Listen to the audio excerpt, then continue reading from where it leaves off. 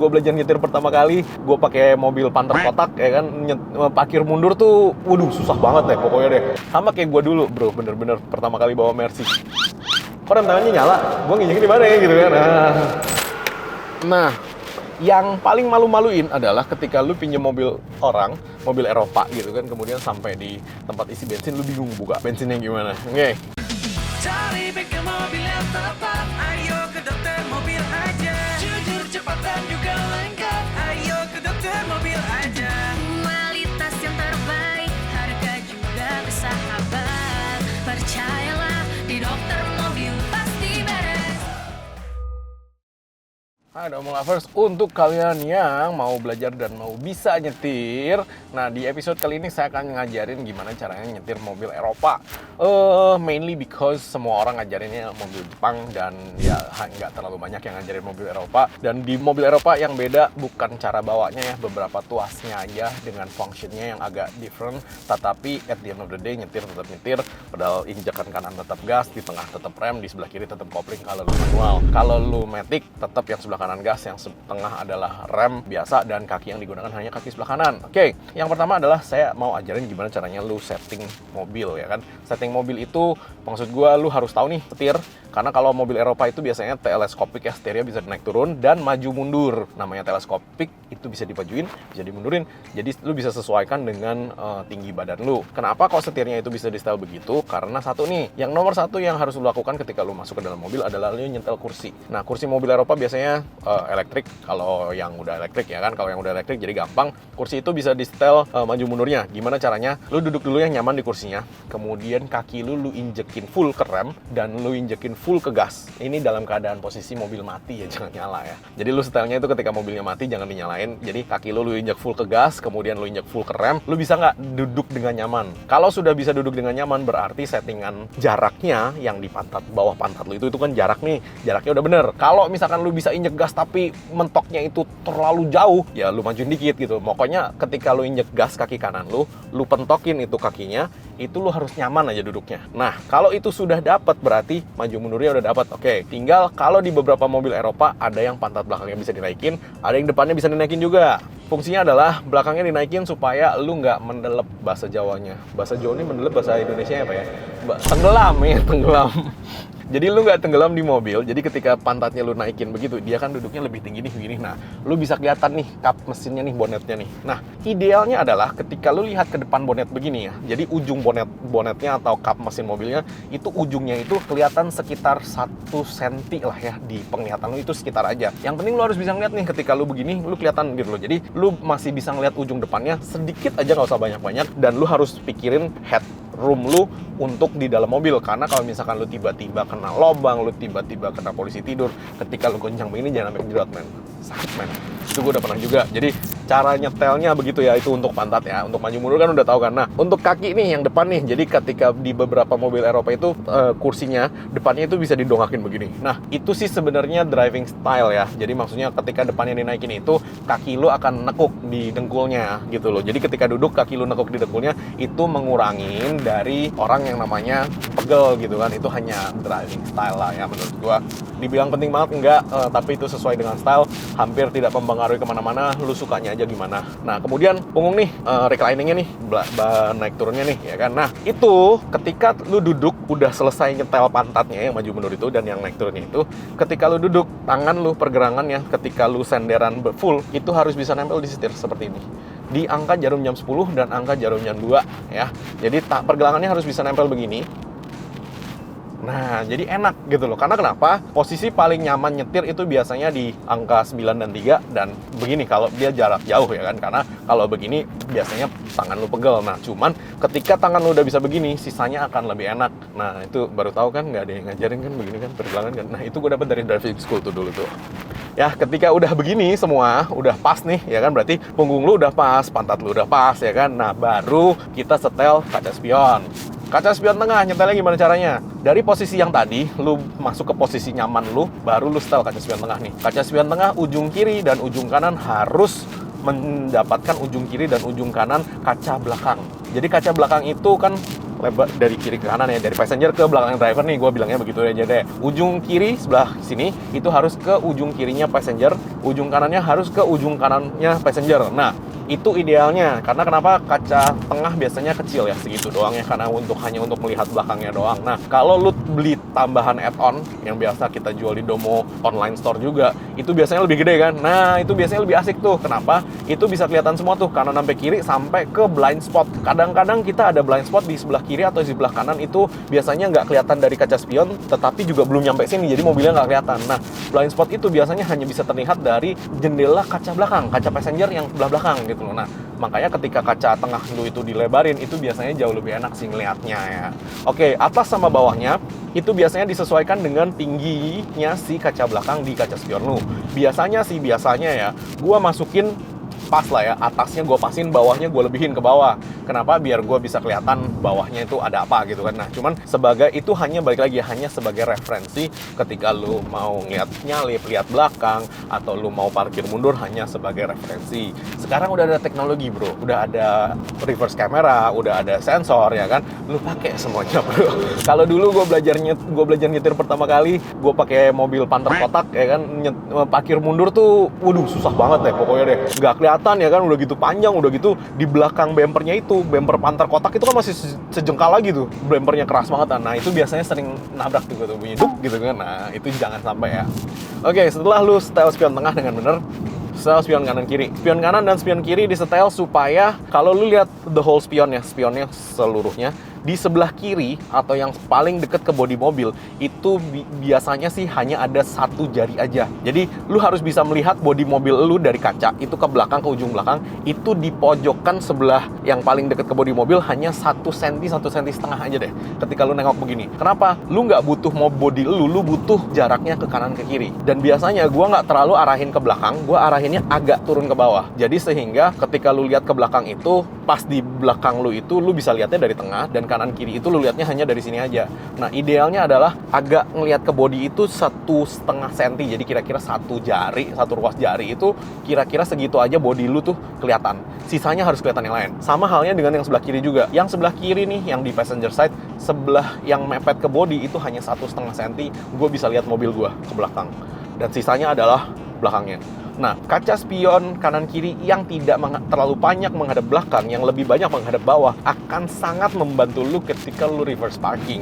Maksudnya adalah ketika lu parkir mundur, itu biasanya lu lihat spion kanan kiri. Kalau spionnya menghadap belakang doang nih, ngeliatin mobil dari belakang jauh-jauh, itu lu nggak kelihatan bawahnya gimana. Nah, lu biasanya kalau Mercy itu kalau lu masukin gigi mundur, dia spionnya turun sendiri tuh. Nah, itu supaya lu bisa kelihatan nih, kira-kira ban belakang itu udah sampai mana. Nah, ketika gua settingnya agak masuk ke dalam dan gua agak turunin sedikit, nggak terlalu banyak ya, jadi mobil di belakang itu menempati 1/3 dari total spion yang ke atas. 2/3 itu, setengah itu adalah setengah bodi mobil gua turun ke bawah. Jadi bodi mobil gua setengah itu dalam artian adalah ada kaca jendela kan, nah bawahnya kaca jendela garisnya itu, mulai dari garis itu turun ke bawah, itu 2/3 dari kaca spion. Kalau gua ya, kenapa? Biar ketika gua mau mundur, gua tinggal nengok ke atas sedikit begini, udah kelihatan ban gua di belakang. Jadi nggak usah terlalu susah-susah. Karena kenapa? Lu ketika mundur ke belakang, patokan lu tetap adalah ban sama bumper tuh di belakang tuh. Ban itu supaya lu tahu nih lu lurus apa enggak nih ya kan. Bumper ya udah pasti lah ya, jangan lu tabrakin kan gitu kan. Nah, cuman ketika gue begini sedikit, gue udah kelihatan bannya. Jadi sama nih halnya dengan kanan sama kiri gitu loh. Nah, orang-orang suka nempelin spion yang kecil-kecil lagi tuh, yang bunder-bunder tuh ya kan. Nah, itu bukan hiasan ya Bapak dan Ibu sekalian. Itu ada fungsinya juga. Biasanya spion yang bunder-bunder itu dipasangnya adalah di pojok bawah. Jadi pojok kiri bawah yang sebelah sini, yang sebelah kanan adalah pojok kanan bawah. Kenapa? Itu diarahin ke bawah sehingga dia bisa ngeliat nih bawahnya sini. Kalau lu lagi parkir, lu mau mepet-mepetan kan biasanya ada garis, ada trotoar. Nah, ketika spionnya itu ngadep ke belakang biasanya nggak kelihatan, makanya dikasih itu di bawah sedikit supaya ketika lu perhatikan benar-benar lu kelihatan jarak mobil lu ke si baduk atau ke si garis itu seberapa jauh ya. Cuman itu advance lah ya. Tapi itu sih yang harus lu perhatikan dulu nih ketika lu nyeting setir nih. Nah, setelah lu setting setir, lu harus tahu ya, rem tetap rem, gas tetap gas. Satu kaki. Kadang-kadang gua sering liatin orang bawa mobil Matic 2 kaki. Kaki kiri direm, kaki kanan digas. No. Ya, no. Itu very, very dangerous. Kenapa? Ntar ketika lu panik, dua-duanya lu injek. Nggak boleh tuh. Jadi bener-bener lu harus refleks lepas gas, injek rem. Kenapa lepas gas, injek rem dibikin satu kaki? Karena memang itu safety-nya begitu. Jadi jangan lu bikin kaki kiri di rem, kaki kanan di gasnya. No. Kalau lu nyetir mobil matic, kaki kiri bebas, kaki kanan doang yang bergerak. Jadi kaki kanan bergerak di rem dan di gas ya. Itu harus lu ingat bener-bener ya. Karena gue sering banget ngeliatin orang kayak begitu. Nah, kaki kiri lu buat apaan ya? Emang kagak buat apa-apaan. Di beberapa mobil rem tangannya ada di kaki kiri ya. Jadi kayak Honda Freed sebenarnya juga udah di kaki ya kan. Beberapa CR-V juga di kaki ya kan. Terus kalau Mercy juga di kaki ya kan. Makanya beberapa rem itu ada di rem tangan ya. Rem parking brake itu ada di kaki. Jadi lu harus tahu. Jadi ketika lu masuk mobil Eropa nggak malu-maluin.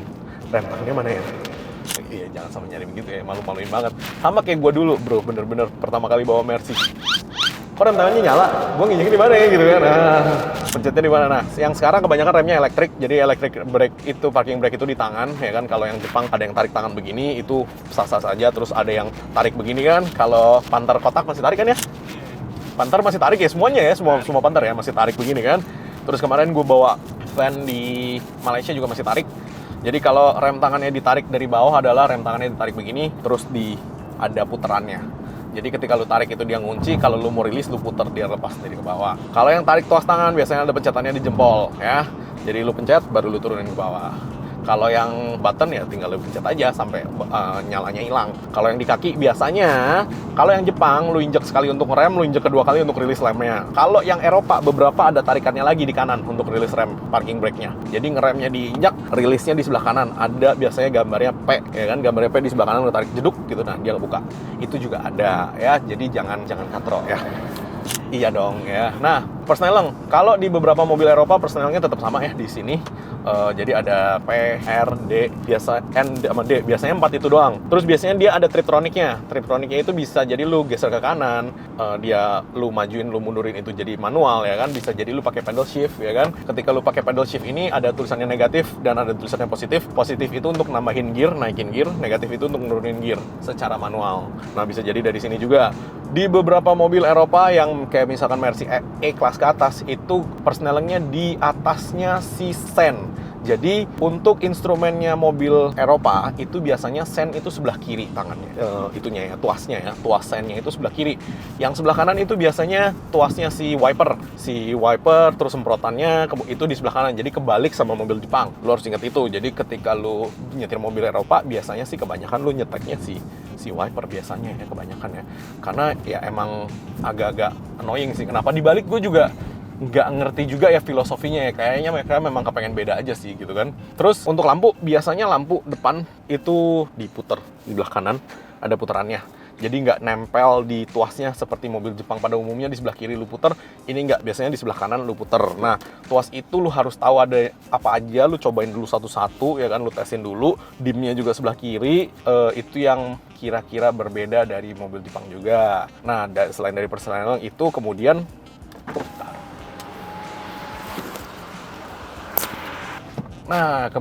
lu juga harus tahu nih pencetan-pencetannya apa aja nih.